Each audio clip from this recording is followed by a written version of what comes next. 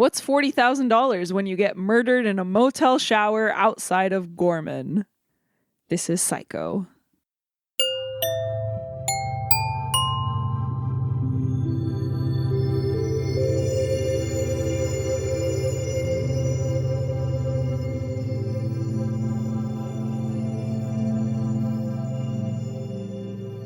Hey everybody, welcome to Seen and Heard. This is the podcast where two entertainment assistants go through the Sight and Sound Top 100 Greatest Films of All Time list. I'm Greg. I'm Jackie. And we are back, like we said, on the Sight and Sound list this week, pinging and ponging towards the center as we get ever so closer to the end of the 2012 list. We're back. Close. We're getting close-ish, yeah. Today's film, Psycho, is number 35. Wow. Also 35, Metropolis, which we did before. Jeanne Dielman, which is next, 35. And also 35, Satan Tango, which we already did. We did that one out of sequence, but right. Yeah. Wow. So we've got 135 to go after today. The magic of the Tide Sight and Sound list. Yeah, who knows? Who knows why? Well, before we get into this week's film, Jackie, what have you been watching? What have I been watching? I went to, have you heard of Mezzanine? Yes. Mezzanine is a new, independent screening company, I guess, in LA. And they were doing a screening of The Lighthouse, also known as Mayak, which is a film by Maria Sahakyan. It's actually the first film in Armenia to be directed by a woman. It was made in, I believe, 2006. It was the first I graduated film. high school. Oh, really? It was the first film in Armenia to be directed by a woman, as I said. It is a really beautiful, Tarkovsky kind of story about a woman who goes to her war-torn village to try to get her grandparents to move to Russia to safety. And it's really beautiful. And of course, the first film by a woman is incredible. Wow. I need to see it. Yeah, it's great. And I've never seen it on the big screen, so it was a very, very special experience.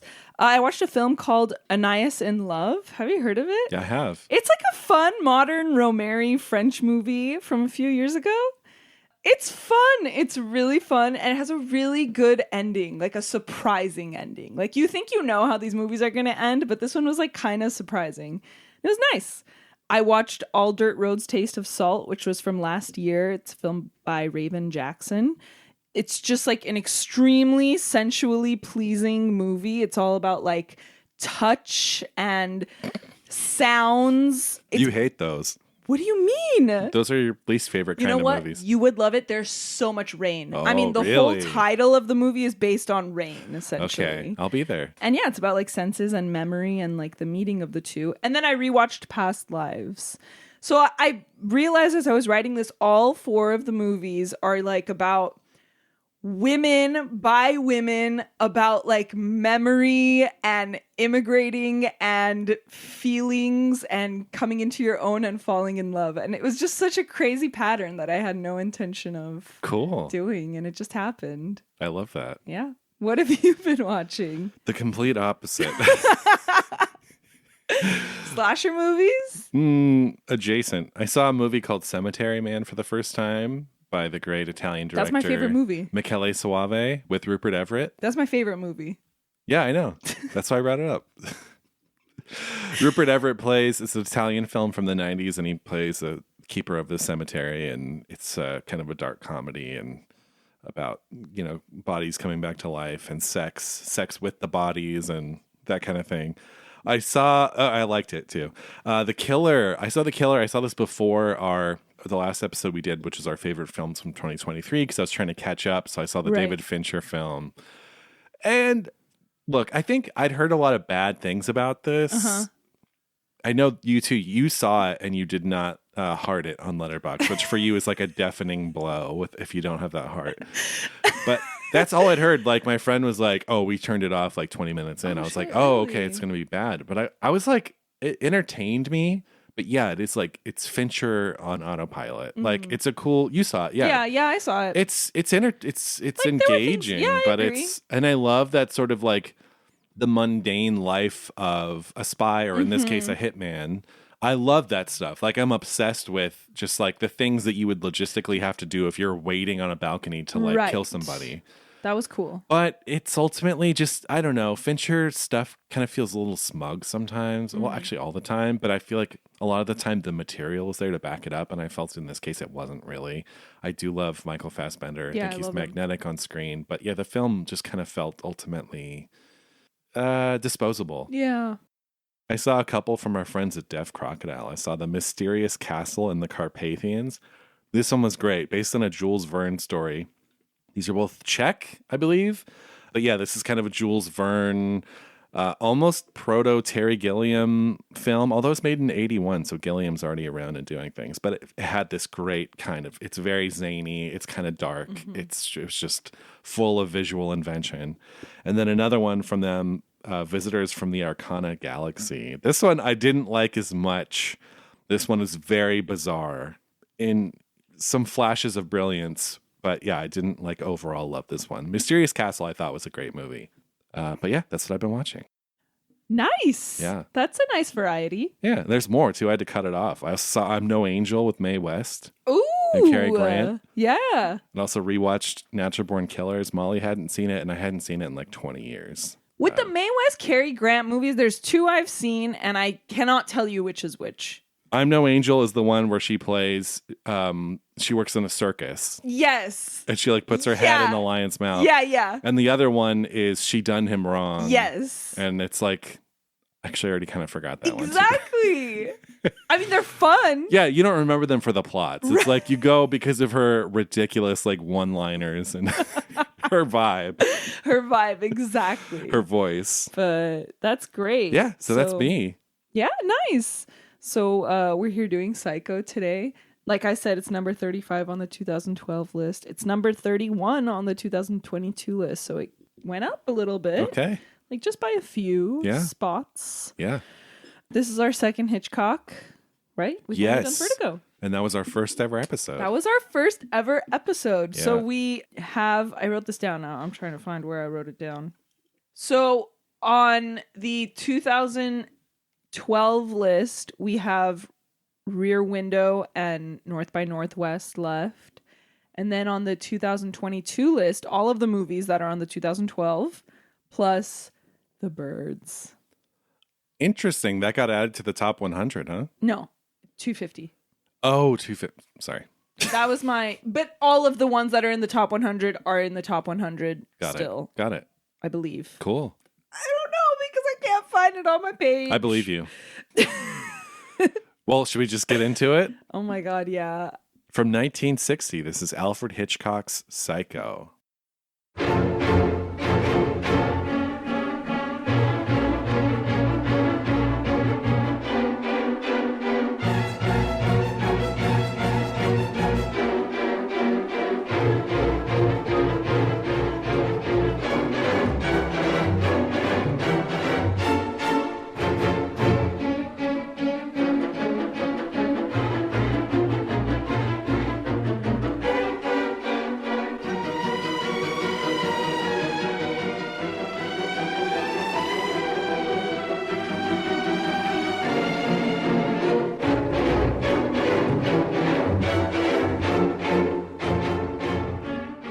Psycho was released in 1960. It was directed by Alfred Hitchcock and written by Joseph Stefano, based on the novel of the same name by Robert Bloch. Cinematography by John L. Russell and music by Bernard Herrmann. In Phoenix, Arizona, Marion Crane and her out-of-town lover, Sam Loomis, have a lunchtime tryst where Sam complains that he can't afford to marry Marion as long as he has to pay alimony to his ex-wife. Back at the office, Marion is assigned to deposit $40,000 into a safe deposit box at the bank. Marion takes off with the $40,000 to Fairvale, which is where Sam is from, but nearly falls asleep at the wheel. Paranoid by the presence of a police officer, the next morning she trades her car in for a different one. She continues driving, but the rain is so powerful that she pulls into a roadside motel to spend the night. There, she is greeted by the soft-spoken proprietor, Norman Bates.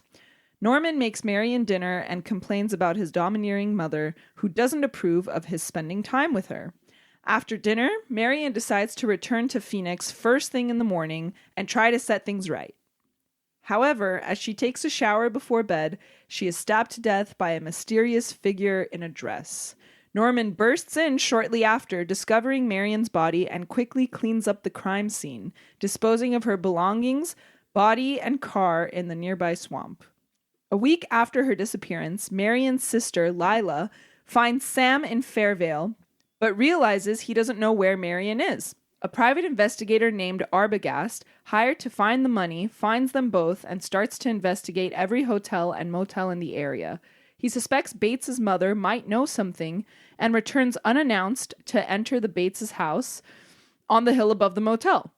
There, he is murdered by the same dress-wearing figure. After getting little help from the local authorities, who insist that Mrs. Bates has been dead for 10 years, Lila and Sam go to Bates Motel themselves. There, Lila discovers the body of Norman's mother in the cellar, complete with a wig and dress. She is then attacked by a knife-wielding Norman in a dress and wig, but Sam stops him. With Bates in custody, a psychiatrist at the police station explains that Norman killed his mother and her lover, but stole his mother's body and preserved it with chemicals. The guilt from his matricide was so strong that he kept his mother alive in his mind, often having full-on conversations by speaking in her voice. Norman murdered women he found attractive as his jealous mother, with no recollection of doing it himself. The psychiatrist concludes that Norman Bates has ceased to exist and his mother's personality has now completely taken over his mind. The film stars Anthony Perkins as Norman Bates, Janet Leigh as Marion Crane, Vera Miles as Lila Crane, and John Gavin as Sam Loomis. You might remember John Gavin from An Imitation of Life and Vera Miles from The Searchers. Yes. The novel was inspired by a real-life serial killer who lived near the author, Robert Bloch. Ed Gein was a murderer and grave robber who also cross-dressed and had a shrine to his dead domineering mother. So that's what inspired the novel. But we owe this movie to the genius of an assistant. Mm-hmm. It was Hitchcock's longtime assistant and sometime script supervisor, Peggy Robertson, who read a review of the novel and suggested it to Hitchcock. The book had already been rejected by Paramount Studio readers. Obviously, Paramount did not want to make this movie. And Hitchcock financed and produced it independently, with Paramount distributing it instead. Instead of a salary, he proposed a 60% stake in the film's negative. He shot the film using his TV crew from Alfred Hitchcock Presents, and he chose to do it in black and white to save money, and also so that it could be like less gruesome with the blood. And it was made for $806,947, and it grossed $50 million at the box office. Janet Leigh accepted without even asking about a salary. She owed Paramount one more movie in her contract, so it kind of worked out. But she was all in. It was shot at Universal Studios. The set is still up today and probably the coolest part of the Universal Studio tour. For sure. I think it is. What do you think? 100%. Yeah, it is. The aerial shot of Phoenix, Arizona was supposed to be one smooth shot leading into the window, but it didn't really work out. That's ambitious. I know. It didn't really work out, so they kind of had to splice it and then shoot the rest in the studio. But the shots of her driving on the street, for the projection in the car, that was actually shot in Phoenix. And Christmas decor was up. So Hitchcock, he didn't want it, he didn't have the intention of this takes place December 11. But because that Christmas decor was up in Phoenix, he kind of had to put that in there. Right. But then he kind of abandons it, right? I figured okay, it's going to be, because I don't know. Well, but would the Bates Motel be decorated for Christmas? Do you think that's something Norman would do? Not the Christmas thing. I just think that I figured it would pop up a week later, December. Oh, the dates. 18, yeah. I see. Because he goes December 11, 2 o'clock. So then you think it's going to be one of those investigative. Oh. Because sometimes crime movies do that, right? Yeah, I never thought about that. But yeah, it's never brought up again. So when she's driving, that part was shot between Gorman and Fresno on the 99. Shout out. Bakersfield is where she trades the car. Did you know that the Bates house is inspired by an Edward Hopper painting? Yes, I have Called seen House that. by the Railroad. It looks just like it. That's right, yeah. Norman eating candy corn was like a improvised Anthony Perkins thing. Like he just created that tick himself. Only a psycho could like candy corn. I know, right? And then have you heard the rumor that Alfred Hitchcock hid different versions of the mother corpse in Janet Leigh's dressing room? No. So as they were working on it, she thinks that, so basically there's several books about the making of this movie, right? And one of them Are there? Yeah. I'm kidding. One of them is Janet Leigh's autobiography. And so I think what she was saying was like, it was a joke, but also I think he was trying to find out what was the most scary, just like based on her reaction. It was as they were like working on the corpse. That wily Hitchcock. I know. Alfred Hitchcock's daughter, Pat Hitchcock, is in this movie. She is Marion's colleague, Caroline. And people are saying that's why he chose to do his cameo outside the office so he could like share a scene with his daughter. Aw. I know. And this movie kind of changed the way people went to the movies because showtimes weren't strictly enforced beforehand. You just knew like the evening show was like that time and there would be like the previews before, like maybe even another B movie. Like, you know, it was like, it wasn't as strict. But then with this movie, Hitchcock was like, you can't let people in after the movie is started. They made it part of the marketing campaign. Yeah. On the standee for the movie, there was an image of Hitchcock pointing to his really watch. Cute. He's like, if you arrive late to Psycho, like, you will not be admitted. And Bogdanovich talked about when he first saw it, apparently like a speaker started blaring with Hitchcock's voice saying like, everyone get in the theater, like it's time. Oh, I love that. How cool is that? So, the Hays Production Code still being enforced at this time. It lasted until 1968, technically. However, they were being more lenient with certain films as long as the filmmaker would cooperate with their requests. So, Hitchcock made a bargain with the censor saying that he would reshoot the opening love scene with someone from, like, one of their representatives on set if they let him keep the shower scene. They planned the reshoot, and I believe they did the reshoot, but the censor never showed up. Really? There you go. Perfect. And this was the first mainstream American movie to feature a toilet bowl being flushed. Yep. So yeah, they gave him a little slack, the censors. But it was required that the psychiatrist explain that Norman Bates is not actually a transvestite. So that was okay. Yes. Because they go, oh, he's not he's not a sexual pervert, right? Don't worry. No, because one of them is like, oh, he's a transvestite, and the psychiatrist goes, not exactly. He's just his mom. Like he doesn't want to be a woman, right? You know, because that would have tipped it over, right? But the movie was heavily edited for foreign censors. In a strange twist of fate, because we're always talking about how movies are censored for American audiences. But as it happens, this film was really hard to release in Ireland. Apparently, it went through like so many recuts for the Irish. In Singapore, there's no mother's corpse at all. Wow. Or there wasn't. In 1968, it got an M rating, M for mature. That's what the MPAA guideline was. Mm-hmm. But in 1984, the film was re-rated for the VCR era as R. Yeah, that's right. It remains that way today, which is crazy to me. Like when it started and it showed, because I rented it on Amazon, and it showed rated R, I was like, are you serious? Yeah. I mean, I think that should be reevaluated, probably. No, definitely. You said it was re-rated in 1984? Well, it's funny because 84 is the year that PG-13 became a thing. So maybe this was rated before PG-13. No. It was part of that reform. Oh. It was like there's too much blood and violence on VHSs for like kids to see at home. So that's why PG-13 was invented. And I think that's why this was rated R. I think it's like not so much of like what you see on screen, more of like the implications. For of like sure. It's a deeply upsetting story that like kids shouldn't see. Yeah, right? Definitely. The film received kind of mixed reviews on release. There's one critic, her name is C.A. Lejeune, who was a critic for The Observer. She was British. And she not only walked out of the screening, but she quit her job at The Observer after. Because she was so traumatized? Yes.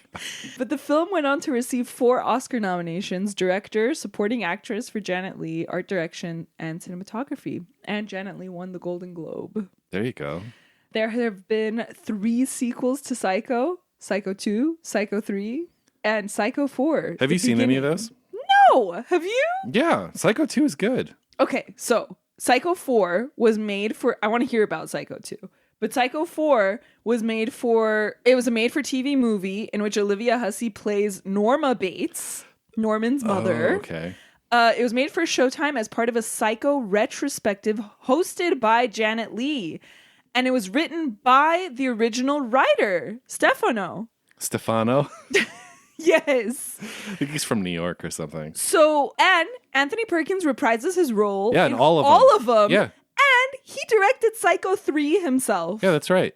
That is so crazy to me. No, the sequels are respected. I think at the time they weren't, but in this day and age, like they're, especially 2 and 3 are. So you like 2? I've only seen 2. I haven't seen 3 or 4, and I want to. I've heard 4 is not good. Really? I heard just from the research, it seemed like it was.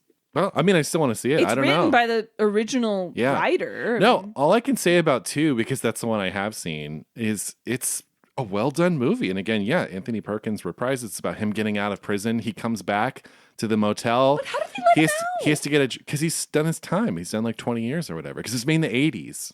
Psycho 2. Right, but in what world would he be released from prison? Like, you know, first of all, it's a fucking series. It's a movie. But like, I don't know. People are reformed. The psychiatrist wrote him a clean bill. I don't know. That's terrifying. But he gets out and then he like gets a job at this like local diner and he's like the dishwasher or something. Are you serious? Yeah. And then a lot of it is him struggling with people being like, oh shit, that's Norman Bates. And he's like just trying to like go clear and, you know. Oh, he is. Oh, poor guy. But no, yeah, the sequels are respected. There's also a near shot-for-shot remake of Psycho called Psycho that was released in 1998 by Gus Van Sant. I'd say it is shot for shot. That was his whole thing. It was an experiment on his end. Like, I'm going to use the same score. I'm going to use exactly the same shots just to see if it would work, if it would elicit the same response. No, because he cast Vince Vaughn as Norman Bates. But do you think that if he cast someone else, it would have worked? Maybe. Hey, why, though? Like, what's the point? I mean, it's... I get it. It's an experiment on his part. It's an interesting but probably super expensive experiment. Julianne Moore is in it. William H. Macy. Also, Viggo Mortensen. Right? That's right. He's the John Gavin role. Yeah. Yeah, that's right.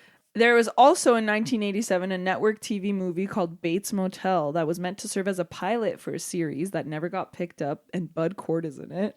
Do you know about this? No. He was in, I think, the hospital with Norman, and Norman like leaves him the motel, but he's also disturbed. And then there was the television series Bates Motel in 2013. I have a couple more, as if we go for it.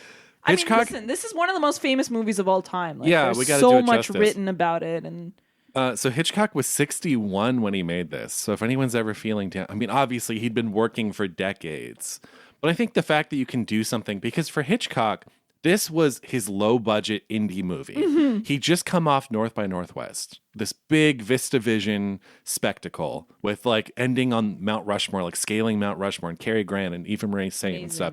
And then this is his down and dirty, like using his TV crew, doing it for a fraction of the budget, shooting it in black and white.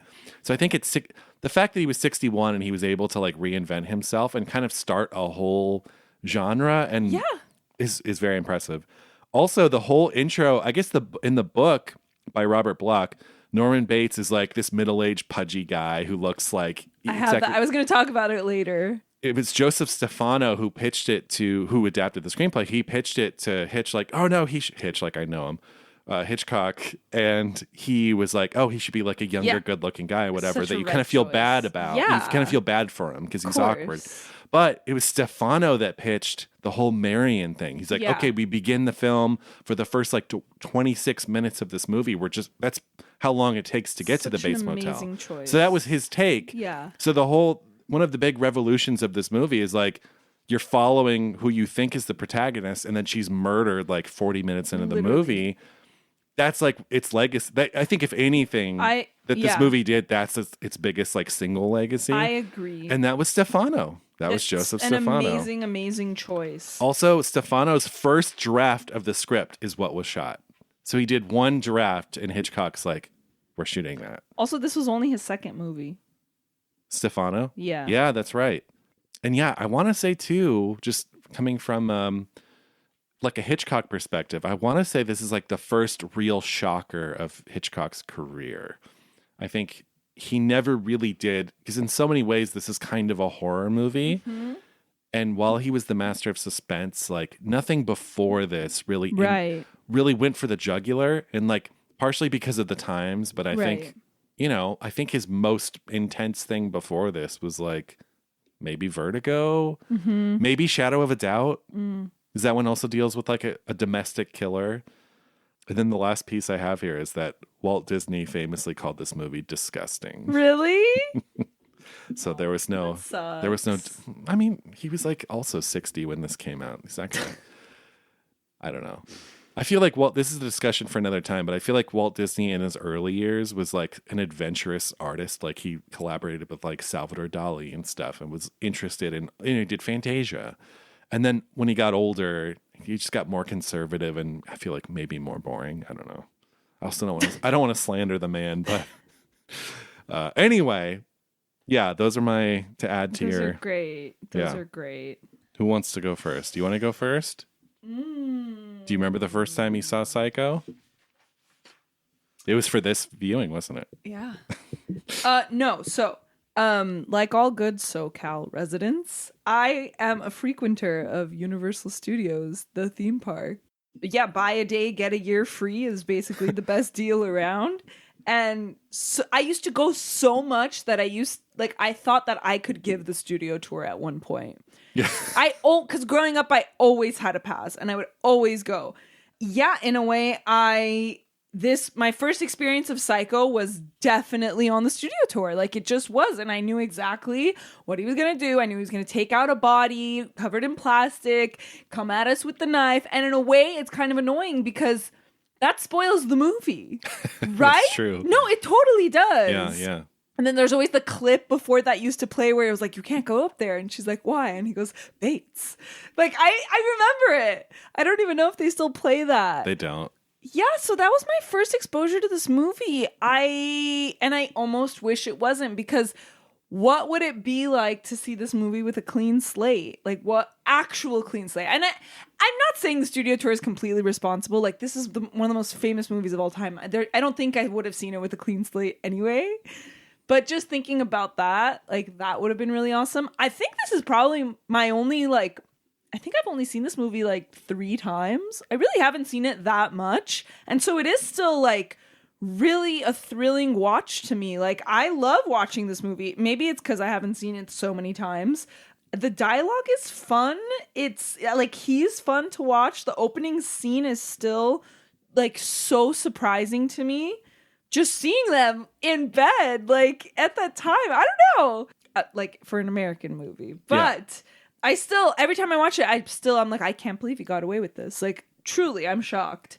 So yeah, I really, like, I have no complaints, but it's not. You have no complaints. No, I don't. It's a fun movie to watch. Like, I love watching this movie, but it's not my go-to. It's not my favorite. And I know there's kind of this thing, we've talked about it before.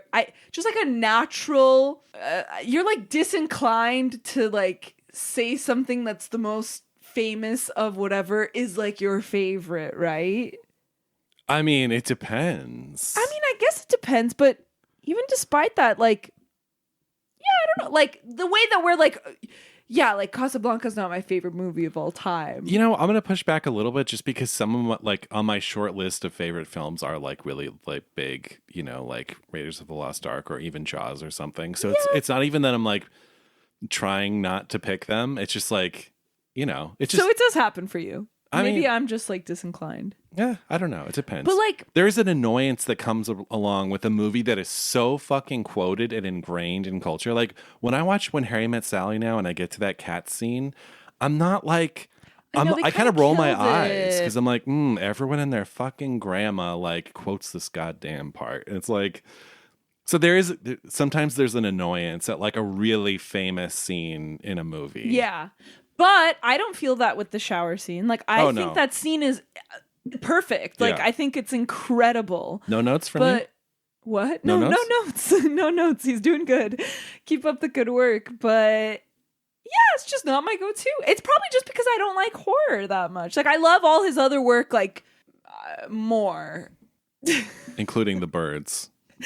You know, I haven't seen The Birds. I can't watch it. No, like, I don't think I can watch it. Why would I intentionally put myself in that position? I've avoided it. It's great. I don't think I can watch it. It's great. I think maybe I should wait until we're doing like... That movie's more horrifying than this. I'm sure. Oh, I believe it with my whole body and soul. Like, birds are disgusting.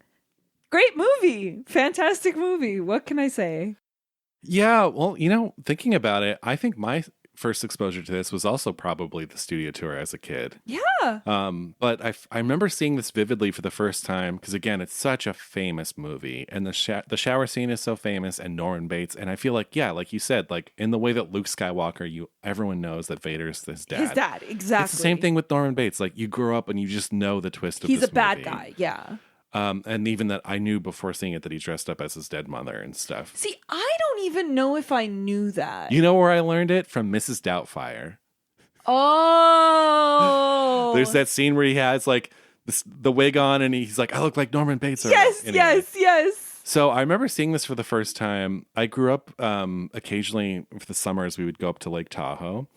And it was my grandparents' place, and they would have they had a VHS collection, but of course, like it was very limited. Like they maybe had like 10 movies, and this was one of them. And I remember being up there one summer, bored. That's so fun. And I was like, my cousin was there with me, and I was like, "Do you want to watch Psycho?"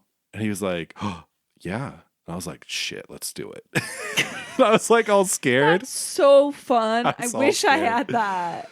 Yeah, so I don't know that it terrified me then. In fact, it didn't. In fact, I was probably disappointed when I first saw it because I was probably already like 12 or something. I think we're all just desensitized to it because it's so popular. Like because it's popular and yeah. So it's never like terrified me or anything. But I've seen this, I don't know, over the years, maybe upwards of 10 times, you know, because again, I saw it for the first time like 25 years ago or something. But yeah, it's a great film. I feel similarly as you. Like it's a great film, truly no notes, and Hitchcock makes it look easy. Mm-hmm. Like the pacing, the structure, it's just the camera, everything. Bernard Herrmann's score, everything is working in beautiful unison.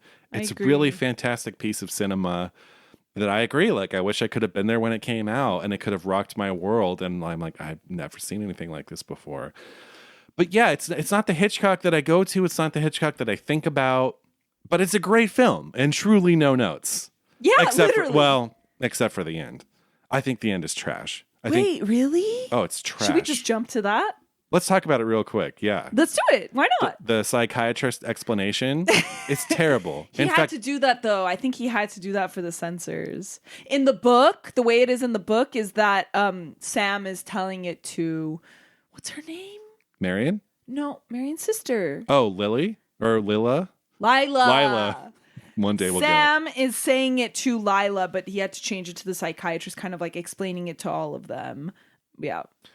So you don't like it. Pauline Kael, Kael agrees. Why are you jumping ahead? Well, spoiler alert, she didn't review this movie. Oh. So I'll kind of reference her now quickly, and then I'll have a little more at the end. But Pauline Kael, there was this whole... Because she didn't start at the New Yorker until I think Topaz came out. So like she was only reviewing at the New Yorker for like the last few Hitchcock films. And there's this big, I guess, misconception that she didn't like Hitchcock. But apparently people are like, oh, that's actually not true. She just didn't get around to reviewing most of them. But she did call the last scene in this arguably Hitchcock's worst scene. And I completely agree. It's like, it's terrible. It's terrible. Yeah. And anytime I want to bump this up to 5 stars on Letterboxd, I think about that scene. I'm like, no, you're not getting that last half a star. Because that is an egregiously terrible. He's rolling in his grave that you haven't given him 5 stars for this movie. He is just livid right now. It's the worst like shit fuck scene I've ever seen in my life. Shit fuck scene. But we really earned our explicit tag right there. Why do you hate it so much? It's just fucking because it's insulting. It's insulting. Do you like returning to Norman Bates? Yes. Oh, yes. I'm talking. The crossfade is incredible. I do. No. The stuff with the the dolly into Norman Bates with the voiceover. That's Thank beautiful. And the last shot of the car being dragged from the lake is beautiful. And the crossfade of the corpse on his face. Yes. That shook me. Like, William that Friedkin was doing that. I think he did that in The Exorcist. But I mean, later, obviously. Yeah, the whole explanation scene is an insult to anyone's intelligence, even in 1960.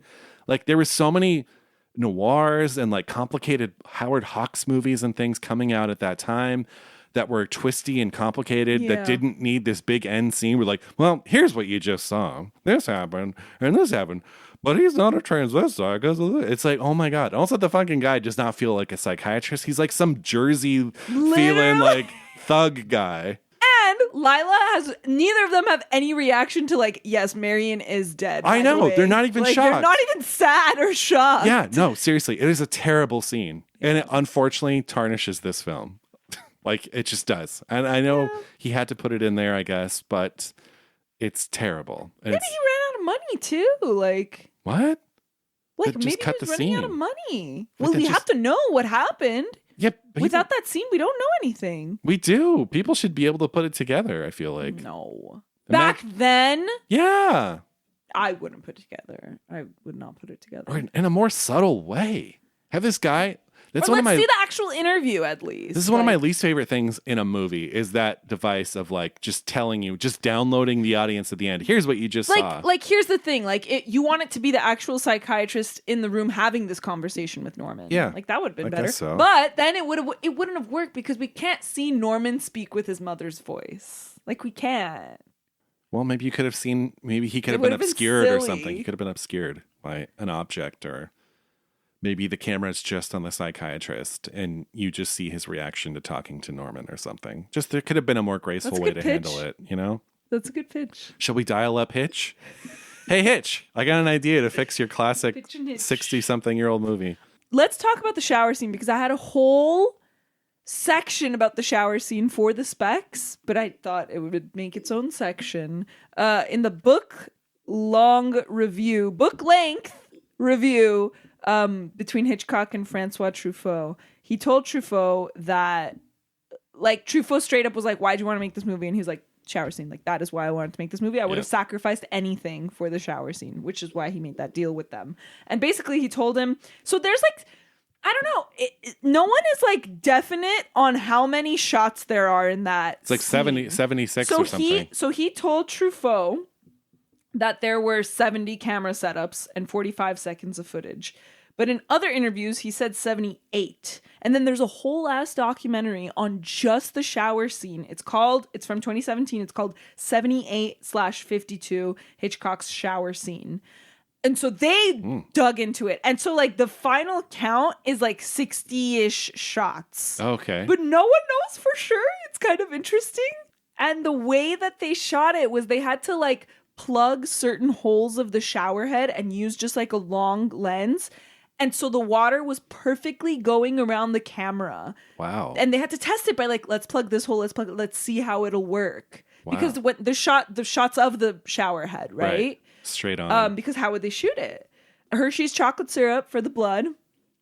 Okay, so the painting in the peephole, you know how he pulls away the peephole and whatever, there's a painting that's covering it. It's called Susanna and the Elders.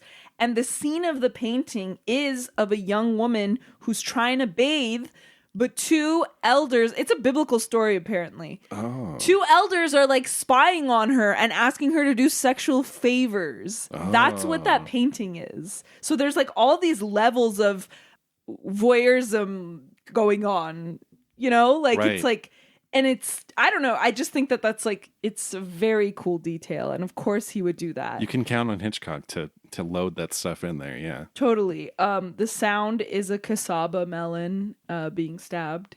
I don't know why everyone mentions that cassava melon. It's like, okay, great. I really had to know which kind of melon. Yeah.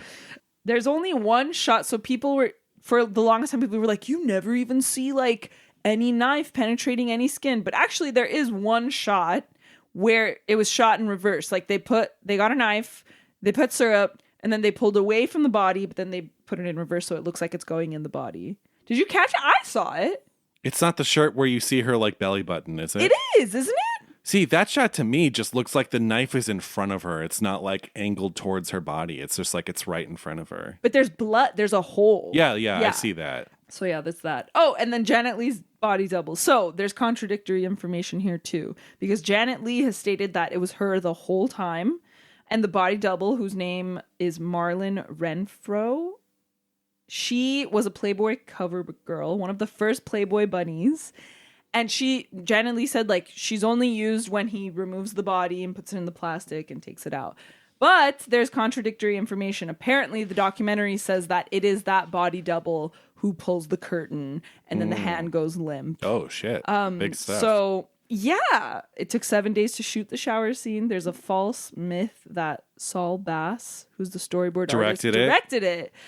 Well, he also did the titles. Yeah. He's a famous title designer. So, yeah, there was this myth going around that he directed that scene, but the assistant director has, like, stated firmly, like, no. I could see why people would think that because his style is very, like, fragmented and stuff like that. Yeah.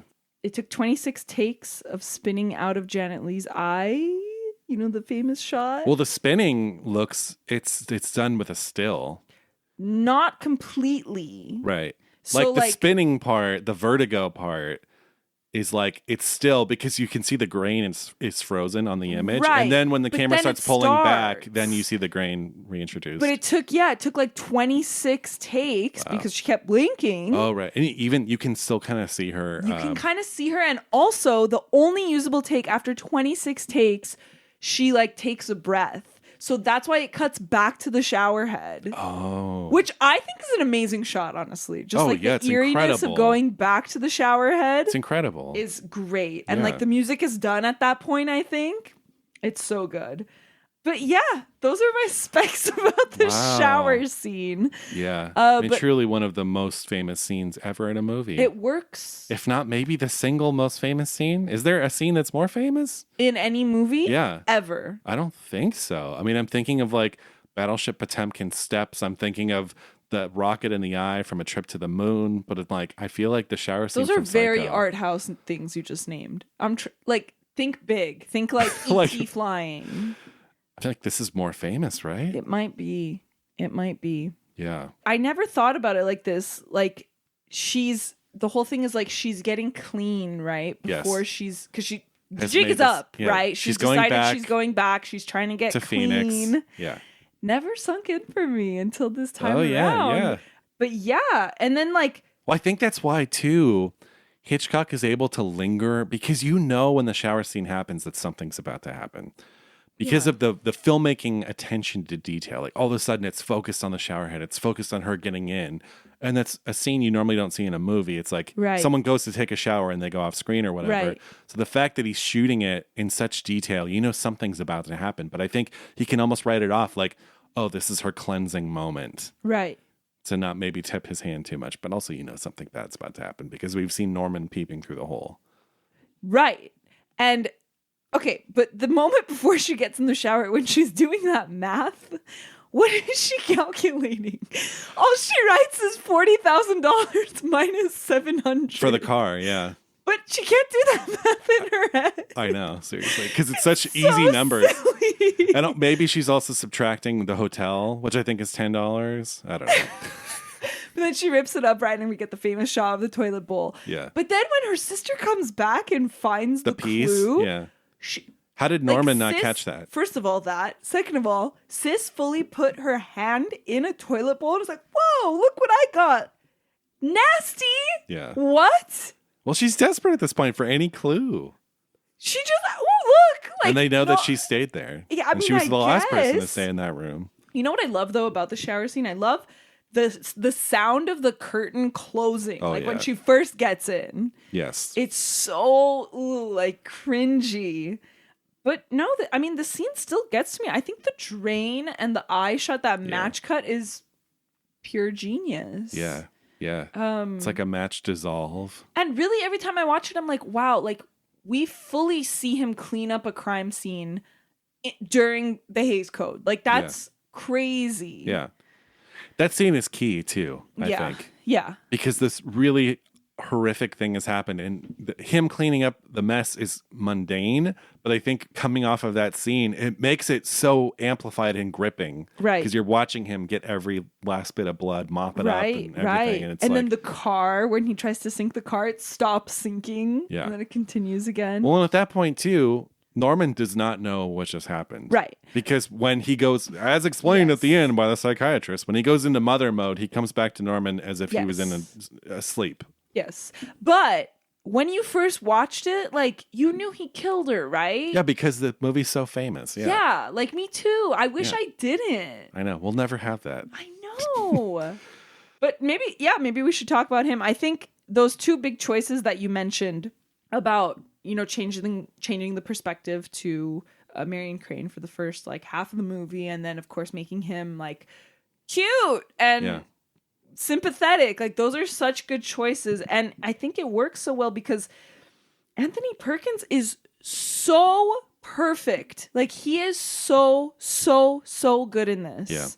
And yeah, I just love, like, how he has no character intro at all. Like, he's kind of the opposite of Harry Powell, right? He is, like, character wise. Right. He's the opposite. There's no big entrance. Yeah. He's very soft spoken. Well, in a way that you don't think he's going to be a big just- deal exactly, in the story. Like, just weird enough. And I think that's what I love so much about him, that he's, like, just weird enough. He's just weird enough, and he's also, like, he's personable, and you can almost feel that she's, like, has a little bit of a crush on him when they're talking in the parlor before he starts. Crush. I think she just feels bad for him. I think she's, like, kind of she's charmed by him.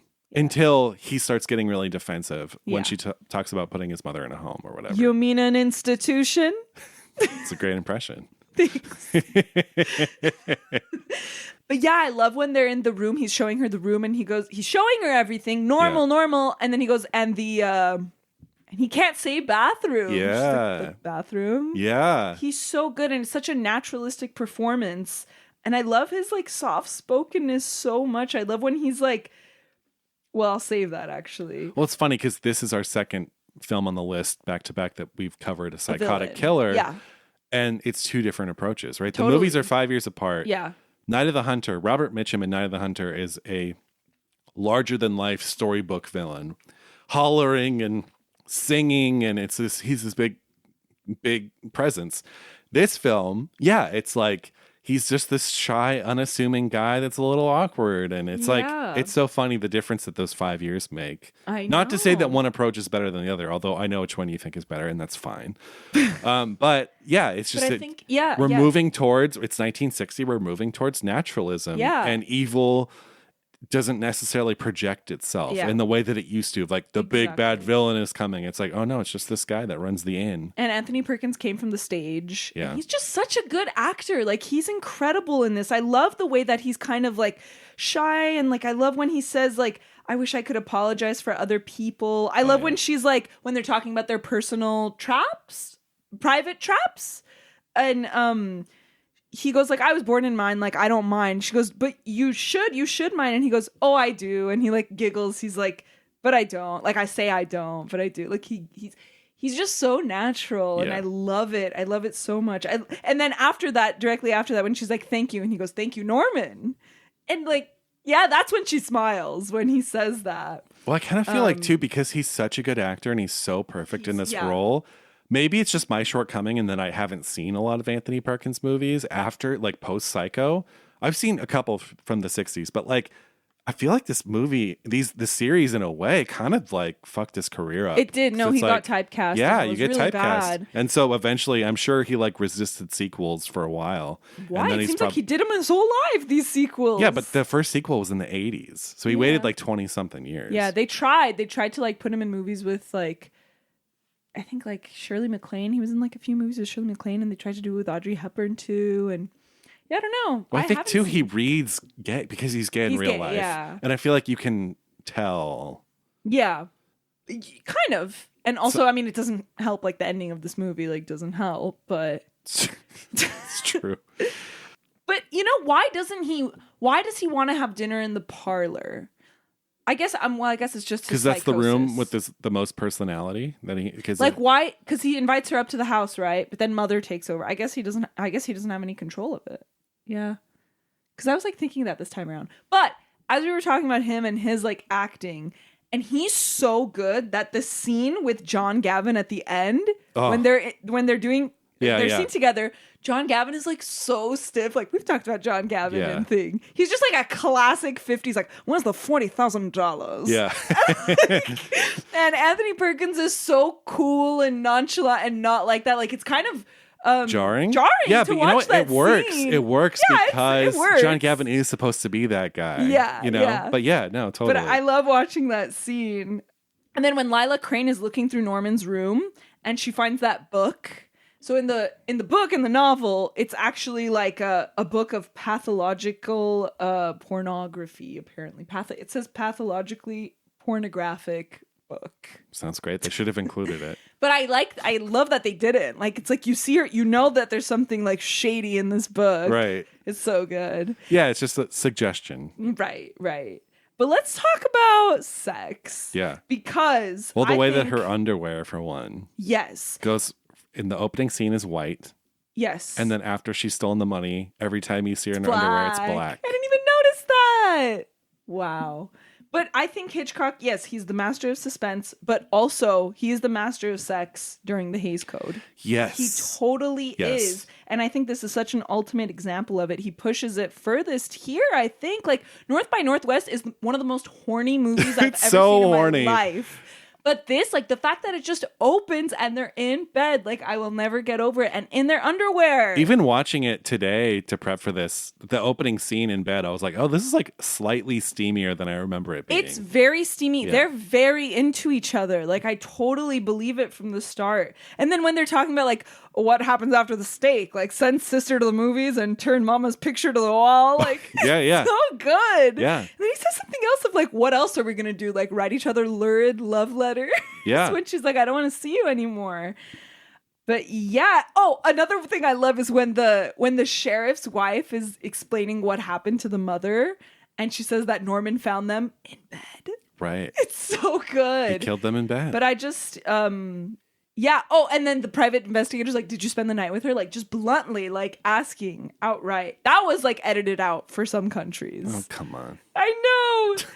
And then I love them. Obviously, I love when Mother takes over and she goes, in the cheap, erotic fashion of young men with cheap, erotic minds.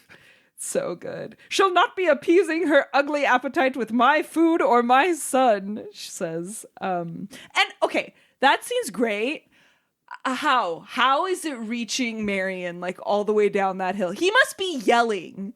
How? He must be. How could she hear? I don't know. The window's open. No, he's yelling. Both parts. But yeah, I think this movie is just like the ultimate example of pushing the envelope. And for sure. I mean, this movie opened the floodgates. Good. Yeah. And but also careful not to give this movie too much singular credit, because 1960 was also the year of Peeping Tom, the Michael Powell film. And people talk about that in relation to this movie all the time. But no, I mean, you cannot underestimate. This set a new path forward of, like, you could make movies about really insane, fucked up characters. And it was a big Hollywood movie that all these people went to go see and made all this money, made $50 million. And so this started, I mean, it's often credited as, like, starting the slasher genre, right? Which wouldn't even really take off for another, like, 10 plus years after this. But interestingly, I mean, obviously, so many people have so much reverence for this movie, but one of them being John Carpenter, because Janet Leigh's daughter is Jamie Lee Curtis, who he uses in Halloween. And Halloween, Donald Pleasence's name is Loomis from this film. So there's a lot of, I mean, there's echoes of this movie through. If we listed every film that references Psycho, we'd be here for hours. We'd be here for days. But yeah, it's, I think, truly one of a handful of, like, the most influential movies ever made. I think it's, like, pretty safe to say. And you know, like, we talked about the sex a little bit, but also, like, I think that the movie is also about marriage. Like, it is so much about, marriage. Like, the fact that, you know, she's having sex out of marriage, and there's the trope, like we said, of all the slasher movies, like the final girl, right? Yeah. And the final girl, like, remind me, she's supposed to be a virgin, right? I mean, traditionally, and people, like, look to this movie of, like, oh yeah, like, her sister is, like, the virgin, and, like, I feel like Lila can't be a virgin, right? Why? I just don't buy it. I mean, I didn't think that much about it. And yeah, like in Black Christmas we talked about, I mean, like Olivia Hussey's not a virgin. She's the final girl in that. I think it's just like the purest, often like the purest person. One, yeah. So I don't know. So people like talk about that trope, and yeah, the ones who are having sex out of wedlock like die first. And well, John Gavin doesn't die. Because he's a man. Obviously. I don't know. I don't know that we can apply the final girl thing to this movie. No, I don't think we can, but people do. So like my whole thing is like, I don't think it was Hitchcock's intention at all to like punish the girl who had sex. Like, I don't think that's what this movie's about at all. In fact, I think Hitchcock is so pro-sex that like it's apparent in this, and it's like, okay, I think the fact that the villain is like punishing himself for having sexual fancies says more than the girl that had sex like died. For sure, right? Yeah. And in fact, look at how the marriages are painted in this movie. So there's Sam is divorced, right?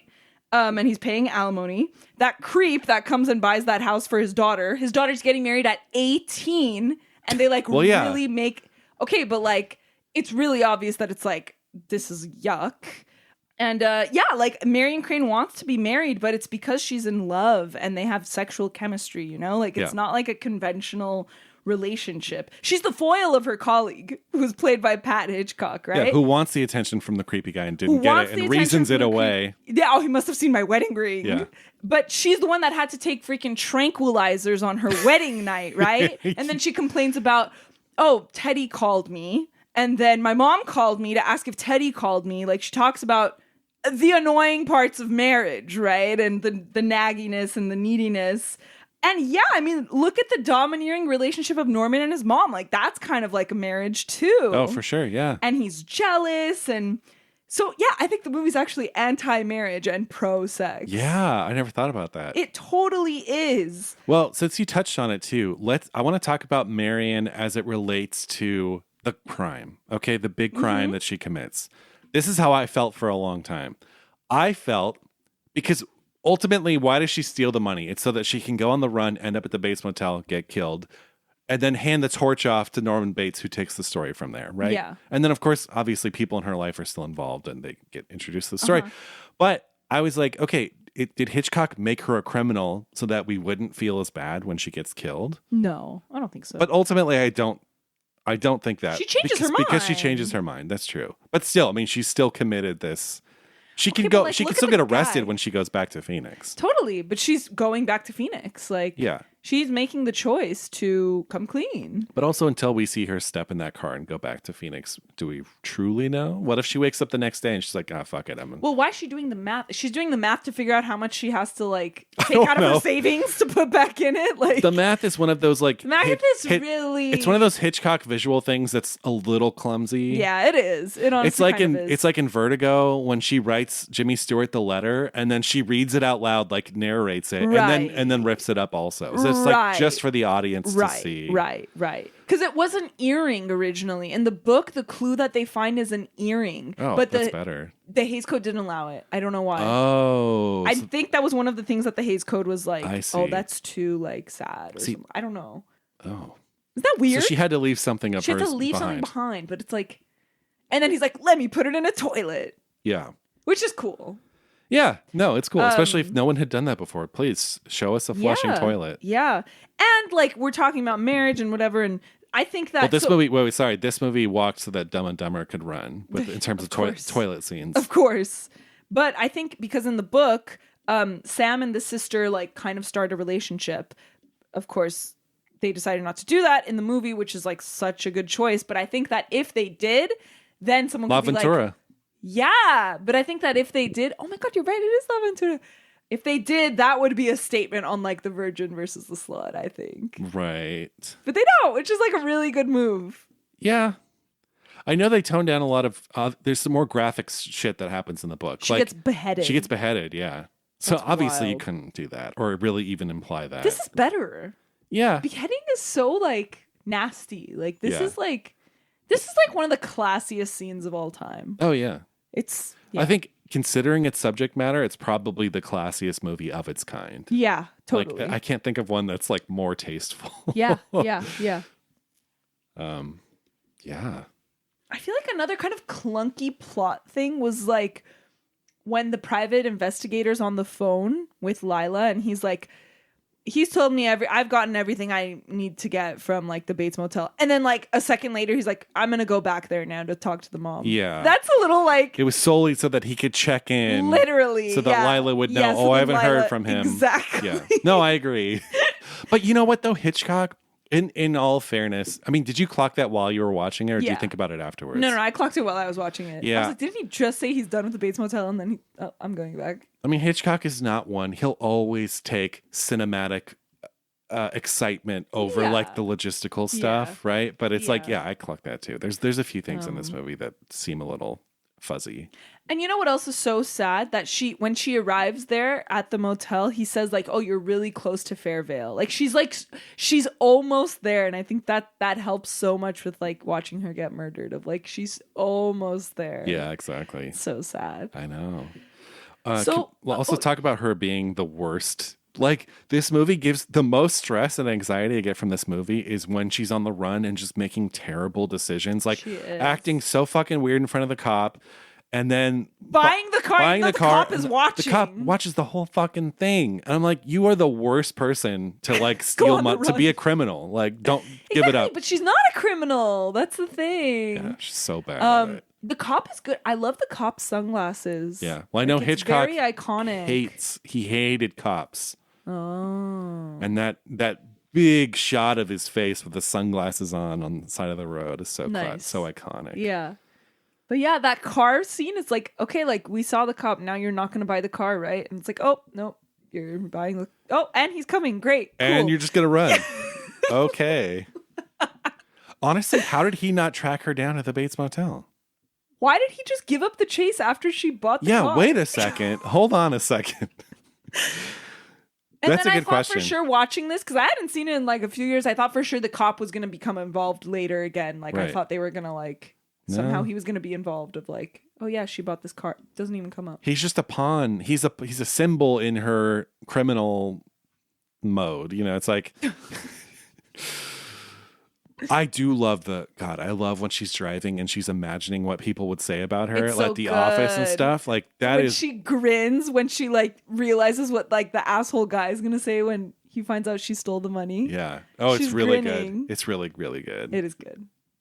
I think pretty effectively captures what that feeling is like being in a not great situation and imagining what people are saying in the situation or whatever. But my thing is like, okay, like. You're gonna change your name. They know it's you. You guys need to run. Are you moving to Mexico? Like, what's your plan? You know, are you changing your name? Yeah, like, I know.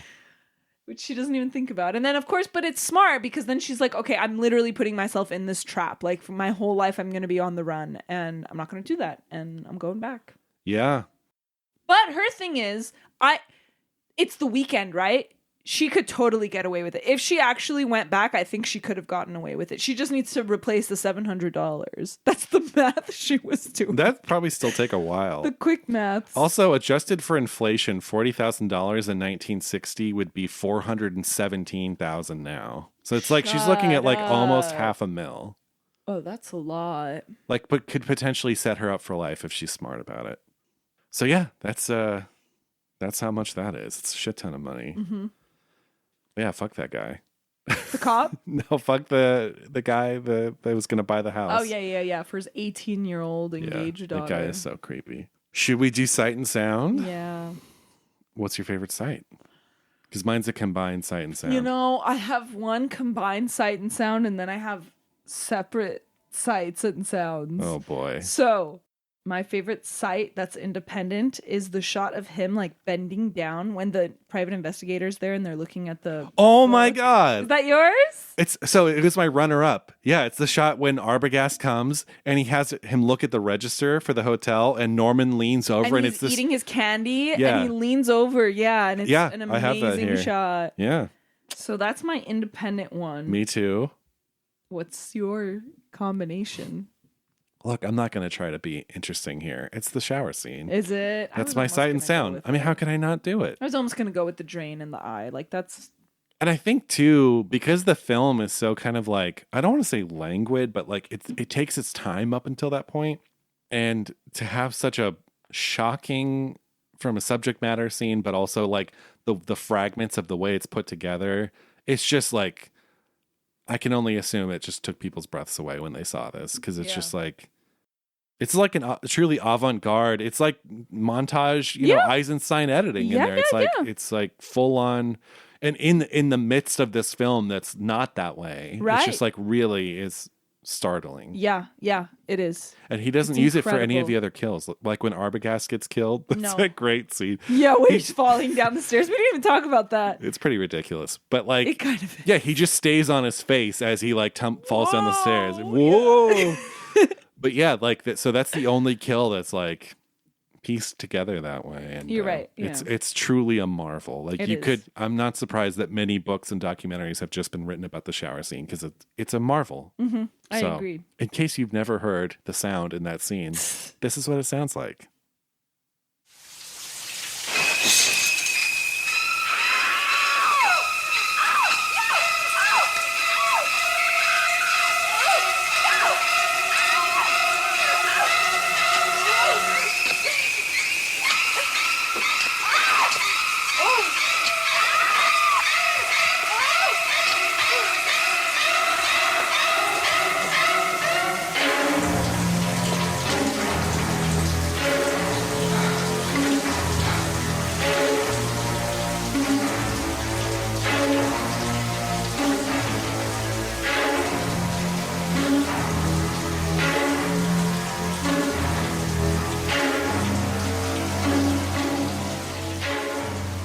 There it is. It's so good. And again, Bernard Herrmann, because he taxidermied birds, you have the bird theme, and the screeching of the birds is when she's getting killed. Yep. Fuck birds. Okay, so my sound that's isolated is when she's just agreed to like have dinner with him. He says this. All right, yeah, you get yourself settled and take off your wet shoes, and I'll be back as soon as it's ready. Okay. With my trusty umbrella. Like, I think that line just perfectly summarizes like the cute Norman. Like, he's it's just like, I was like, my jaw dropped because he's so, I don't know. I guess I'm just very impressed at how naturalistic he is. Yeah. He's like stumbling and he's laughing, and I just love it. I love that line. It's just such like, it's something anyone would say, and that's like cute and funny and awkward. And yeah.